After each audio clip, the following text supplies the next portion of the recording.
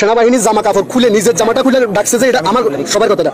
এই যে lieutenant colonel যে তাসিন, সে ফিসুন দিয়ে হ্যামার দিয়ে দেওয়াল ভাঙছে, আমার কথা না, স্টুডেন্টরা কথা সত্য, এই যে স্টুডেন্টরা আছে এবং সমস্ত ছেলেগুলা ফার্স্ট ইয়ারের সেকেন্ড ইয়ারের সমস্ত ছেলেগুলা কাজ করছে। আমি সেনাবাহিনীর সাথে কাজ করছি, একসাথে লোক সরাইয়া পানি আনার ব্যবস্থার উদ্যোগ তৎপরতা যেন সহজ হয় এই কাজগুলা করছি। কিন্তু সেনাবাহিনী 5 থেকে 8 থেকে 10 জন অসুস্থ হয়ে গেছে এই উদ্ধার কাজের জন্য, এরা মানে নিজেদের জীবনটা উৎসর্গ করছে, কিন্তু বিনিময় সচিবালয়ের সেনাবাহিনী মার খাইছে, এখানেও সেনাবাহিনী দৌড়ানো খাইছে। এটা কি উচিত? কাম্য? কিছু হইলে কেন আমরা, এরা আমার সন্তান না? তোমরা পড়ালেখা করে এরা এক সময় সেনাবাহিনী হবে না? এরা এক সময় অফিসার হবে না? এই দেশে মানুষ নাই, আল্লাহ নাই, কেন এটা নিয়ে রাজনীতি এত মিসিং বিষয়? আপনারা 2-3 দিন ধরে দেখতেছি যে বলছেন লাশ গুম করা হচ্ছে। মিথ্যা কথা, একবারে মিথ্যা কথা। কিছু লাশ 8 থেকে 10-12 জন বেশি জয়লা মানে কয়লা কলার মতো হয়ে গেছে, এগুলো দেওয়ার মতন না। এই লাশগুলো কাকে দিবে? ডিএনএ টেস্ট ছাড়া কি দেওয়া সম্ভব?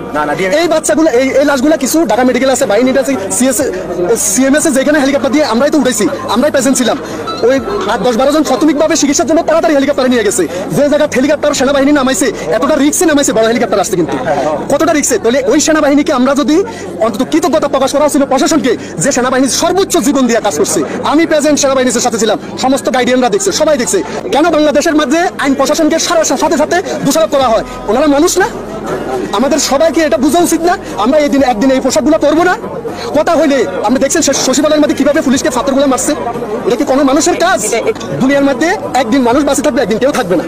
সত্য কথা বললে আল্লাহর কাছেও ভালো পাবেন এবং দুনিয়াতেও ভালো পাবেন। আল্লাহ বলতে তো এই সেনাবাহিনীর দ্বারা এত কাজ করি, এরা লাস্টে অপদস্থ হয়ে মায়ের শিকার হইল। এটা কি দুনিয়ায় কি করে নাই প্রশাসন? সমস্ত বিমান বাহিনী সাথে ছুটে আসছে। আমাদের রাস্তাগুলো তো জ্যাম, তারপরে এই বিমান নৌবাহিনীর সাথে সাথে ছুটে আসছে, সবাই আসছে। সেনাপ্রধান কয়েক কিছু বলবে করে সেনাপ্রধান সাথে আসছে। ঘটনা অবস্থায় আমার কথা মিথ্যা? আমি কোনো মিথ্যা বলতেছি? আসছে সেনাপ্রধান, সাথে উনি নিজে আসছে যেখানে কি হচ্ছে। এই জিনিসগুলোর জন্য আল্লাহর কাছে আমি শুধু এটুকু বলতেছি, এই দেশে থাকতে ইচ্ছা না। আমার যদি সমর্থ থাকতো আমি একবারে এই দেশ থেকে চলে যেতাম, আমার বাচ্চা কাচ্চা নিয়ে। এই দেশের মিথ্যা রাজনীতির মিথ্যা মিছিল, এই লাশ নিয়ে এই নিয়ে সেই নিয়ে মিথ্যা কথা, এগুলোর কারণে আমার মনে হয় এই দেশ থেকে মনে হয় যেন চলে যায়। আর না হয় আল্লাহ তুমি আমাদেরকে মৃত্যু দান করো।